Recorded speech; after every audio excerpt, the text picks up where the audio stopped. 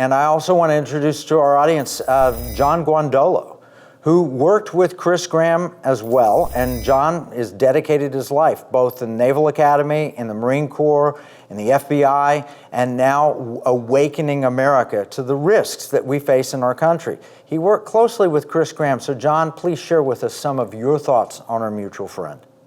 Thank you, Kevin, for giving me an opportunity to share some thoughts about Chris Graham and his life. And after listening to some of the other comments that have been shared, I just want to give my impression of Chris, because to me, he is one of those great people who is now gone, and there's this massive vacuum, and the average American doesn't even know it. And my friendship, personally and professionally, with Chris just kind of really involved a number of different things. So Chris worked with me, and we traveled together to go into communities and assess the threat levels and what could be done in certain areas around the United States. Chris came through a number of our trainings, including our lengthy training program, our Train the Trainer.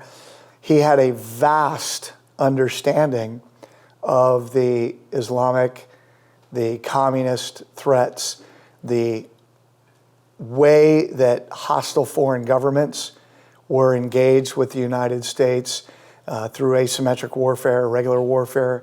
And he's one of the very few military officers that I've met who had a handle on these things in a way that his understanding translated into effective action and the ability to help others understand it.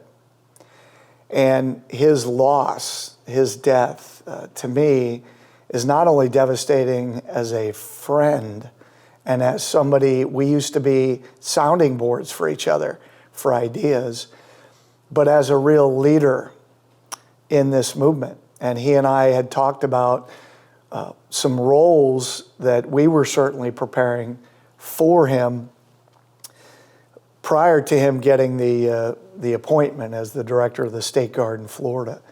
And I have to say, I'm sad for Florida because the loss of Chris Graham as the director of the State Guard there is probably greater than they even understand, because the things that he was preparing to do would have greatly benefited Florida and beyond. But I really want to just say the personal loss as a guy who not only had a great, as I said, we traveled together, we worked together, we bounced ideas off each other. I'm going to greatly miss that. But he is one of a very small number of people in the country that I had that level of trust, and the mutual respect we had for each other was tremendous, and I'm going to miss that a great deal.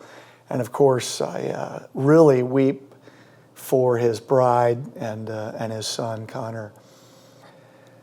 And it makes me just look back at other great men that we've lost. And Rich Higgins comes to mind, because Rich was the one guy in the country that was able to take his understanding of all of this and actually translate it into real action, both in the warfighting side overseas, as well as advice and counsel he was able to give national leaders, including Mr. Trump, about how to deal with these threats.